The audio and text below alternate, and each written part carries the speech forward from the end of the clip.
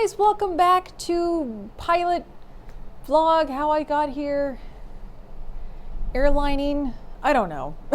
We'll come up with the name eventually. Today we are going to talk about the most important thing that everybody wants to know about, and I always get questions on this, which was how much was training, and it was a pretty penny. So I'm just going to break it down like right now. All right, so as a flight attendant, well, as crew, we don't get paid for boarding and we don't get paid for deplaning.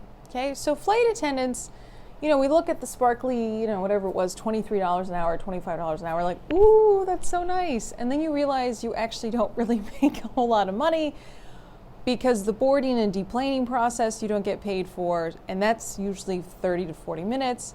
Delays you don't get paid for, so you get paid from the moment the captain drops the parking brake to when the captain sets the parking brake, okay? So I had kind of calculated in my head, ooh, I'm gonna make some good money. Nope. And learning how to fly in LA is very, very expensive. And I was not having the best of luck with finding cool people to teach me how to fly. I was going to cheaper places which had a bunch of old farts, and a lot of it was just very, oh, you fly almost as good as a guy, or, better hold altitude or I'm going to bend you over that cowling and spank you like the bad girl you are. They literally said this, like, disgusting. So I was having a crap time trying to find a good school. I went out to Texas and I went to go and learn under a lady and her husband that was out there. And her husband actually was the one that ended up soloing me. And it was a very nice experience. Not sustainable because there were 2 hours outside of Dallas, but I got to solo. So I knew that I was a good enough pilot to at least solo. And I had met some people at the company who kept telling me about this accelerated flight school, but they said go in with credit for private. Don't just go in from 0 to hero. First of all, accelerated flight schools are very strict, so if you don't make their cutoffs, they just kick you out.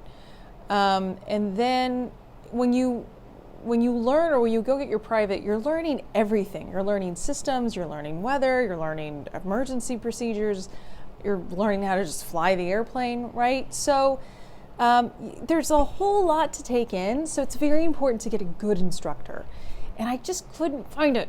So I went to, there was a couple of guys that I had worked with at Compass that had taught at this one particular school that I went to out in Denver, and it was cheaper than being in LA. So I literally would jump seat to go take flying lessons in Denver, and then I'd come home some days. And I soloed in 30 hours, and I was sort of on and off with training just because I couldn't really afford it. And this one pilot that I had flown with, he was like, well, save all the money you can and then try to get everything done in a big chunk. So that's what I did. I would work 6 days on and I take a day off, and then another 6 days on and I take a day off. And all in all, I think my private, including the check ride, was just under $10,000. It was $9,500 maybe, or somewhere in the low nines. So that was my private. Now, the accelerated school that I was looking at, I met a lot of guys who went to this school that were working at Compass as first officers, and some of them were even captains. And they said, listen, they're all rip-offs, but this is the best rip-off of all of them. And so I went, and I'm here now, so obviously it worked. So I went to their website, and I saw that, I think back in those days, I think it was $126,000 from 0 to hero, and then if you came in with credit for private, it was $86,000 or something, or maybe it was $116 and $86. But the point is, it's not going to cost you $30,000 to get your private. It's not. It's going to cost you $10,000, maybe if you're in LA, $15,000 to get your private pilot license. So it's not, you don't have to you don't have to start at the accelerated school if you can find accelerated programs. If your job is just to get here as soon as possible, go to an accelerated school, because they're a little more rigorous with their training. But go in, if your school accepts it, try to go in as a pilot who's training for their instrument. Because instrument is a whole different ball game. It's like, hey, you know all that stuff that we talk about VFR, to throw that all away. You're just like, meh, I have to trust my instruments, and I'm looking inside the whole time, and I'm wearing a hood, and it's a whole other world. So take your time, go get a good CFI. I'll make another video on some things that you should look for a CFI. First of all, you got to get along, okay? And if the guy's a screamer, probably not a very good instructor. So, I mean, there's strict and firm, and then there's just yelling at you, making you feel like crap. So, ask me how I know. So, you know, try to find somebody that you like. If you like somebody who's a little more strict and stern and firm, then go for that. If you like somebody who's a little more relaxed and calm, try to find somebody who's a little more zen. I try to be like the instructor that signed me off for my private, which is relaxed, cool, but strict when he needed to be. And that was my teaching style, because that's how I learned. I learned a lot from him, and then that was a really good base for the rest of my career. And then kind of having other instructors along the way that I was like, I'm not going to do that because I don't feel nice as a person. I don't feel good about myself as a pilot.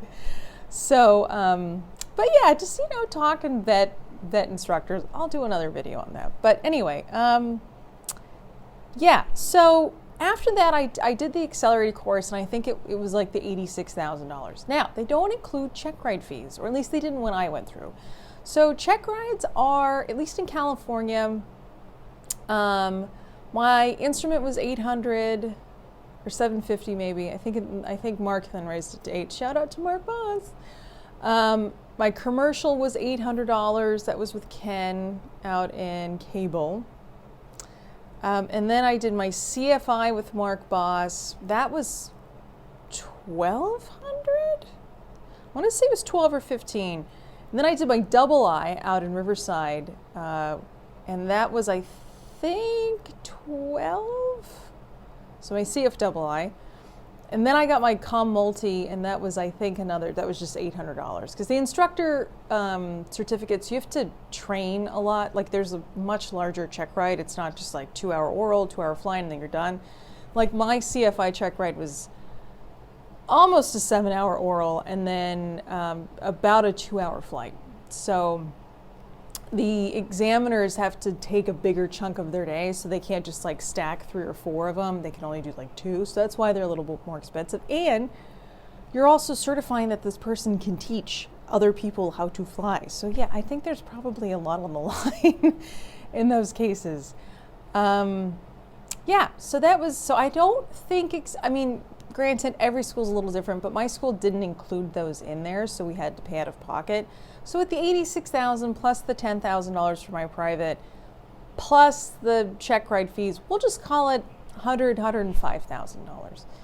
And then from there, I worked as a CFI for a couple of years, just about 2 years, and I got all my hours, and then I applied to the regionals and got my first pick. So there you go. So expect to pay about $100,000. Now, if you're okay with not having a regimented schedule, we have a guy at our school currently who started with us from private and is now a teacher, and he was getting his private back when I had just started instructing. So, and I think he started instructing maybe 3 months ago. We'll call it the beginning of the year. So it took him from private pilot license to CFI. It took him at a Part 61 mom and pop non-accelerated school. It took him about a year and a half. I did mine in 10 months. So if you're okay with having a life, having a job, because a lot of these accelerated programs want you there 5 days a week. They don't want somebody who is going to still go have a part-time job. I couldn't stick around as a flight attendant. First of all, Compass wouldn't let me work part-time as a flight attendant and go to school. So the school that I went to, I just went 5-6 days a week. But for people who like maybe they work an office job and they still want to be able to become an airline pilot. There are ways to do it. It will take you a little longer, obviously, because your entire life isn't revolved around getting your certificates as fast as humanly possible. But I think our instructor is a fantastic teacher. I think he's a very well-rounded pilot. He worked actually at our front desk, and so he got a slight discount on his ratings. So he still probably ended up paying, I would say, probably the same $100,000, just because it's Santa Monica and we charge so much. It's California. You kind of have to charge a lot more because we're, but I think he probably still spent about the same amount of money. He doesn't have a multi, he doesn't have his CFII, and he'll get his multi eventually when he gets closer to his hours, I think, his 1,500. But he's a fantastic pilot. So if you want to go that route, or let's just say you don't live near an accelerated school, right? You live somewhere out where maybe the closest accelerated school is, I don't know, 3 hours away, and you have to go and get lodging and then add another, $1,000 to $2,000 a month, right? So now it's like, okay, well, it's going to take me a year and a half or a year to do everything, and I have to peg on this extra, $20,000 in rent and food and stuff like that. So if you don't want to do it that way, or you just don't have a school that's close enough, what I do with my students who wanted to do the accelerated program but didn't want to actually just be like in an accelerated class was their King Schools has a whole private pilot syllabus, and it's quite large to print out, but every lesson is broken down. So if you're a CFI, you've got a student who's like, I really want to do this and I want to go to the airlines, and how do I get there as fast as I can? That's actually a really nice way. If you just print everything out, you go, here's the King School syllabus, let's do this. And I think they even have Instrument, because I believe I either had that, or I was either King's or it was somebody else, but there was an Instrument program that broke down how to do, this is what lesson 1 should be and this is what lesson 2 should be. And I used that and it worked really well as well. So if you like an instructor at a school, but you want to go at a faster pace, maybe you're going to fly 3 to 4 times a week, also feel free to mention that to your instructor, because a lot of these instructors don't really know that these exist out there. And so I was the first one at my school to bring that in. I was like, hey, we should probably do, I was the first one. Somebody had wanted to do sort of like an accelerated course. And I was like, I don't remember my syllabus from back in those days. And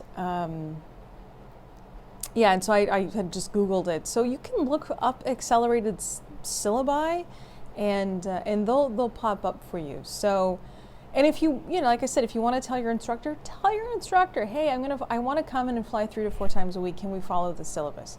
Because then the instructor can kind of see, oh, okay, they're really caught up on shooting ILSs, or they're really caught up, they don't really know how to trim out an airplane or something. So those benefit a lot. But instructors, once you get past, I would say 6 to 8 months of teaching, you've got a pretty good grasp. I mean, my first year of teaching, I think I soloed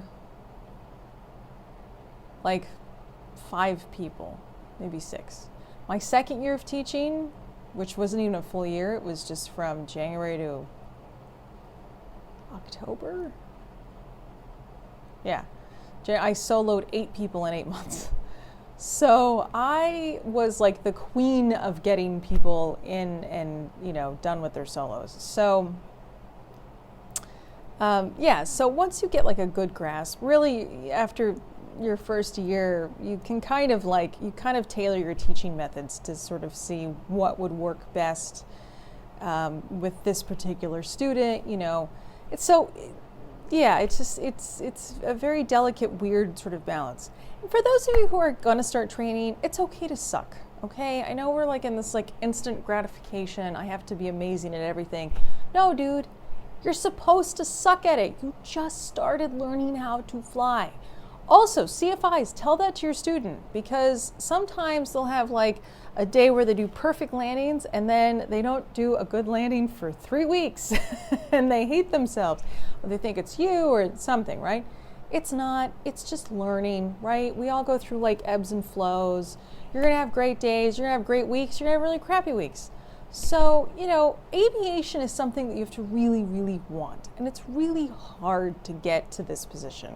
You have no idea the amount of crap that you have to go through, the check rides that you have to go through. You know, it's just, oof, there's a lot to do.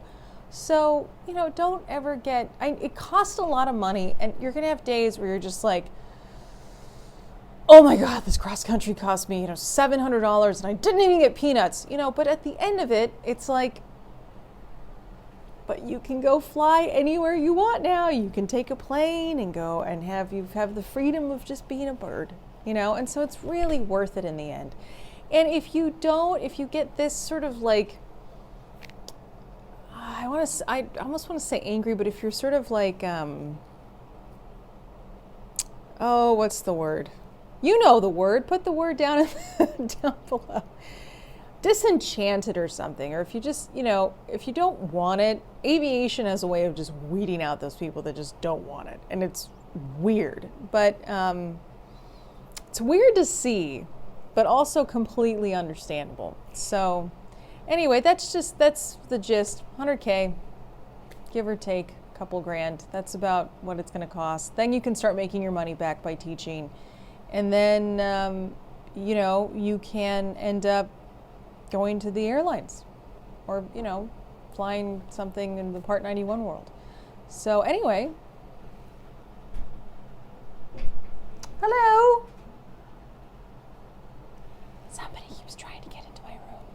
I'll see you in the next one.